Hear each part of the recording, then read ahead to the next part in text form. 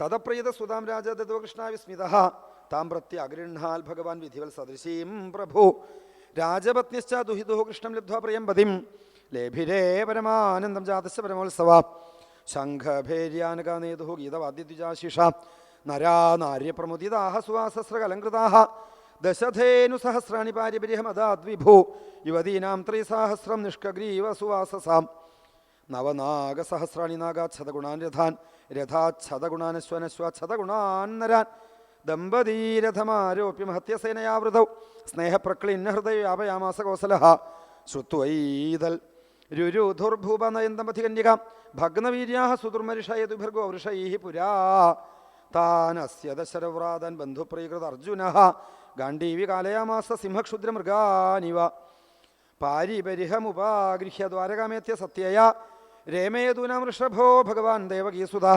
ശ്രുതകീർത്തേഃ സുതാം ഭദ്രാമുപേമേ പിതൃശ്വസുഃ കൈകേയീം ഭ്രാതൃഭിർദത്താം കൃഷ്ണസന്ദർദനാദിഭിः സുതാം ജമദ്രാധിപതേർലക്ഷ്മണാം ലക്ഷണൈര്യുതാം സ്വയംവരേ ജഹാരൈകഃ സ സുവർണസുധാമിവ അന്യാശ്ചൈവം വിധാ ഭാര്യാः കൃഷ്ണസ്യാസന സഹസ്രശഃ ഭൗമം ഹത്വാ തന്നിരോധാദാഹൃദാശ്ചാരുദർശനാः യഥാ ഹതോ ഭഗവതാ ഭൗമേന ച താ ആസ്ത്രയ നിരുദ്ധായ തഥാ ചക്ഷ്വവിക്രമം ശാർംഗധന്വനഃ ശ്രീശുക ഉവാച ഇന്ദ്രേണ ഹൃദഛത്രേണ ഹൃതകുണ്ടലബന്ധുന ഹൃദാമരാദ്രിസ്ഥാനേന ജ്ഞാപിതോ ഭൗമജ്യേഷ്ഠിതം സഭാര്യുഗരുഡാരൂഢപ്രാഗ് ജ്യോതിഷപുരം യയൗ ഗിരിദുർഗൈഃ ശസ്ത്രദുർഗൈർജലാഗ്നി അനിലദുർഗമം മുരപാശായുധൈർഘോരൈഃ ദൃഢൈഃ സർവതാവൃതം ഗദയാ നിർബിഭേദാദ്രിൻ ശസ്ത്രദുർഗാണി സായകൈഃ ചക്രേണ അഗ്നിം ജലം വായുമുരപാശാം തഥാസിന ശംഖനാഥേന യന്ത്രാണി ഹൃദയാനി മനസ്വിന പ്രാകാരംഗതയാ കുർവ്യ നിർബിഭേദഗദാധര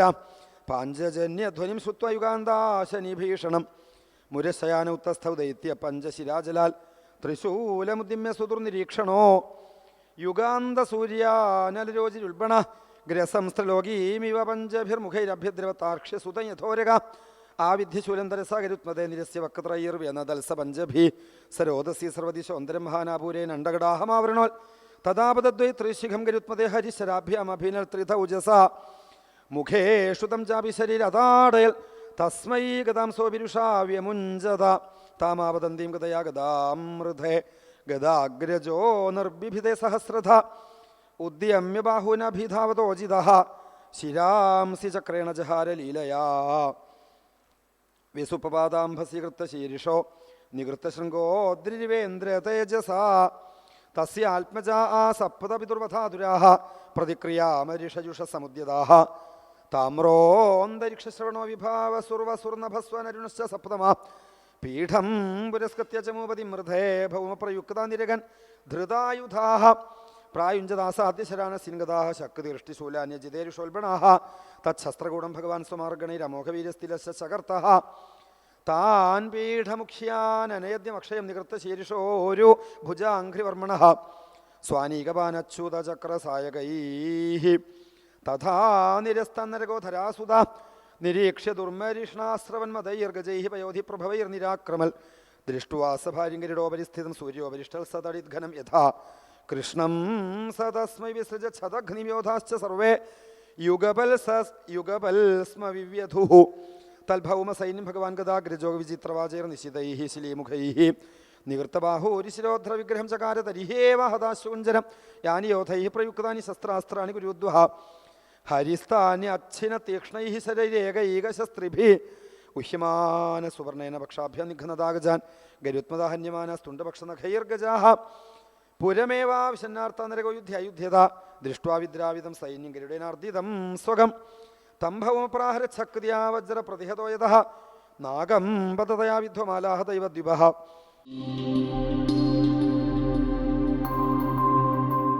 കിഞ്ചിൽ സുചരിതം യന്നഃ തേന സ്തുഷ്ടത്രിലോകകൃത് അനുഗൃഹാതു ഗൃഹാതു വൈദർഭ്യ പാണിം അച്യുതഃ.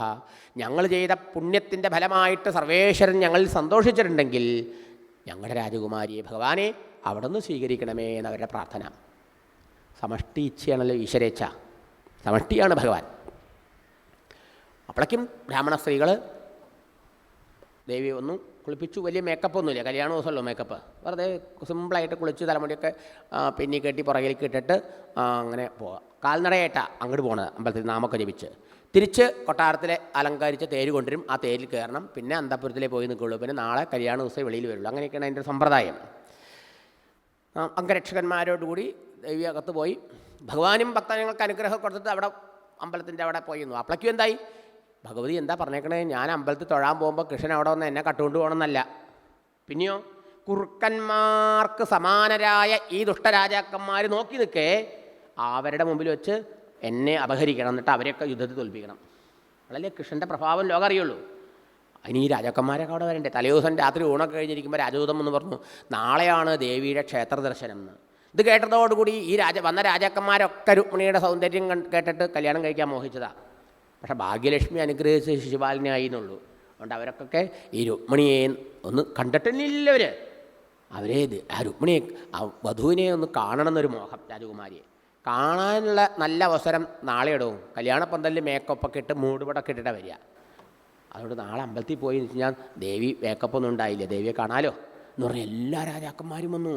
ആനപ്പുറത്ത്, കുതിരപ്പുറത്ത്, മതിലിൻ്റെ മുകളിൽ, ഗോപുരത്തിൻ്റെ മുകളിൽ എന്നൊക്കെയാണ് പറഞ്ഞത്. കാരണം സ്ഥലമില്ല, അത്രയാണ് തിക്കി തിരക്കിയിട്ടേ പോഴി എറിഞ്ഞാൽ താഴെ വീഴില്ല, അത്രയുമാണ് ആൾക്കാർ നിറഞ്ഞു നിൽക്കുക അവിടെ.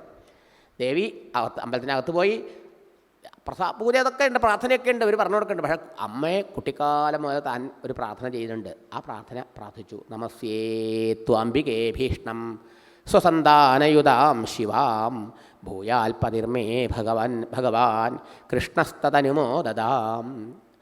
നോക്കൂ, സുബ്രഹ്മണ്യനോടും ഗണപതിയോടും കൂടിയിട്ടുള്ള പാർവതീ പരമേശ്വരന്മാരെയാണ് ഭജിക്കുന്നത്. ഇങ്ങനൊരു പടക്ക പണ്ട് നമ്മുടെ കുടുംബത്തിലുണ്ടായിരുന്നു. ഐശ്വര്യമുള്ളൊരു ചിത്രം, ആദർശ കുടുംബത്തിൻ്റെ ചിത്രമാണ്. പാർവതീ പരമേശ്വരന്മാരാണ് നമ്മുടെയൊക്കെ ആദർശ ദമ്പതികൾ. പാർവതിയും പരമേശ്വരനും ഉണ്ണി ഗണപതിയും മുരുകനും. അങ്ങനെയുള്ള കുടുംബസ്ഥയായ ആ ഭഗവാനെയും ഭഗവതിയാണ് ഭജിക്കുന്നത്. നമ്മോട് പ്രാർത്ഥിച്ചു, അമ്മേ ദാ ഭഗവാൻ വന്നിട്ടുണ്ടെന്നറിഞ്ഞു, വിഘ്നങ്ങളൊക്കെ തീർത്ത് ആ ഭഗവാനോടുള്ള വിവാഹം മുടക്കാണ്ട് നടത്തി തരണമേ എന്ന് പ്രാർത്ഥിച്ചു. പ്രസാദമൊക്കെ വാങ്ങി വെളിയിലിറങ്ങി. അപ്പോഴാണ് ദേവിക്ക് ഒരു ബുദ്ധിമുട്ട്. ഒരു ദുർഘടം. കൃഷ്ണൻ വന്നിട്ടുണ്ടെന്ന്, സൈന്യമായിട്ട് വന്നിട്ടുണ്ടെന്ന് ബ്രാഹ്മണൻ പറഞ്ഞു. പക്ഷേ എവിടെയാണെന്നറിയില്ലല്ലോ. ഗോപുരത്തിന് വെളിയിലും കൂടെ ഇറങ്ങിക്കഴിഞ്ഞാൽ തൻ്റെ കൊട്ടാരത്തിൽ തേരുണ്ടാവും. ആ തേര് കയറി പിന്നെ അന്തപുരത്തിലാണ് പോയി നിൽക്കുക. പിന്നെ നാളെ ആ സ്വയംവര സദസ്സിലേക്ക് വെളി വരുള്ളൂ. ഇതിനിടയിൽ വേണം കൃഷ്ണൻ വന്ന് എന്നെ അപഹരിക്കലേ. കൃഷ്ണൻ എവിടെയാ വന്നേക്കണേ എന്നാ നോക്കിക്കൂടെ, തല ഉയർത്തിയിട്ടൊന്ന് നോക്കിക്കൂടെ കൃഷ്ണനെ. തൻ്റെ ആ സംസ്കാരം അനുവദിച്ചില്ല അത്രേ. പണ്ടല്ല, നമ്മുടെ കേരളത്തിൽ കുറച്ച് വർഷം മുമ്പ് ഈ കുലസ്ത്രീകൾ അന്യപുരുഷന്മാരുടെ നേരെ വന്ന് സംസാരിക്കില്ല. വാതിലിൻ്റെ മറകിൽ നിന്നിട്ടേ വല്ലവരും വന്ന വർത്താനം പറയുള്ളൂ. ഇന്നൊക്കെ അങ്ങനെ ഉണ്ടോ? പറഞ്ഞാൽ മനസ്സിലാവും അതൊക്കെ. അഭിജാത്യവും കുലമഹിയുമുള്ള തറവാട്ടി പറഞ്ഞ കന്യകമാർ, സ്ത്രീകൾ പരപുരുഷന്മാരുടെ മുമ്പിൽ വരില്ല. സ്ത്രീകളൊന്നുമല്ല വീട്ടിൽ വന്നു കഴിഞ്ഞാൽ സംസാരിക്കുക, പുരുഷന്മാരാ. സ്ത്രീകളൊക്കെ പുറകിലാണ് ഉണ്ടാവുക, അന്തപുരത്തിലാണ് ഉണ്ടാവുക. മനസ്സിലായോ? അങ്ങനെ ശീലിച്ചതല്ലേ രുക്മിണി. അപ്പം ആ രുക്മിണിക്ക് ഇക്കണ്ട രാജാക്കന്മാർ മുഴുവൻ തന്നെ കാണാൻ നോക്കി നിൽക്കുമ്പോൾ തല ഉയർത്തിയിട്ട് എവിടെയാണ് കൃഷ്ണൻ നോക്കാൻ തൻ്റെ സംസ്കാരം അനുവദിച്ചില്ല. രുക്മിണി തല കീഴ്പോട്ടിട്ട് ഇങ്ങനെ നടക്കുക. ഇന്നത്തെ കുട്ടികളെ മാതിരിയല്ല രുക്മിണിക്ക് തലമുടിയേ. എന്നൊക്കെ പേരിന് 4 ഇഴയുണ്ട്. ബോബിങ്ങ അല്ലേ? രുക്മിണിക്ക് അങ്ങനെയല്ല, നല്ല ആഴമുള്ളതും നീളമുള്ളതും തലമുടിയാണ്. തലമുടി അങ്ങോട്ട് അഴിച്ചിട്ട് കഴിഞ്ഞാൽ നിലത്ത് മുട്ടും, അത്ര നീണ്ട തലമുടി, ഉള്ളുള്ള തലമുടി. അപ്പോൾ ലജ്ജിതയായിട്ട് തല കീഴ്പോട്ടിട്ട് ഇങ്ങനെ നടന്നു വരികയാണല്ലോ രുക്മിണി. അപ്പോൾ എന്തായി, ആ തലമുടി മുഴുവനും മുഖത്തേക്ക് ഇങ്ങനെ ഇടിഞ്ഞു വീണു.